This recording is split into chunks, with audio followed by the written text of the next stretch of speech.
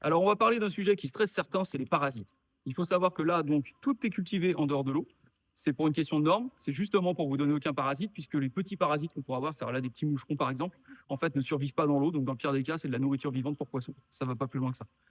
Après, derrière, de temps en temps, j'entends qu'il y aurait des planaires ou des choses comme ça. Ce qu'il faut savoir, c'est qu'en fait, vous ne trouverez pas de planaires, parce que les planaires, de la même façon, vivent dans l'eau. Donc, il ne peut pas y avoir de planaire.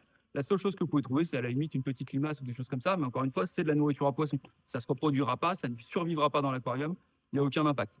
La seule chose sur laquelle vous pouvez avoir un impact, ce sont les œufs d'escargot, puisque depuis maintenant quelques dizaines d'années, étant donné qu'il y a l'essor de la crevette et que tout le monde met des crevettes en aquarium, il n'y a plus aucun traitement chimique sur les plantes. J'insiste, c'est-à-dire qu'elles sont toutes nickel, tout est impeccable, aucun traitement chimique, tout est mécanique à la limite, mais globalement, vous n'avez vraiment, tout est impeccable, vous risquez rien pour vos poissons.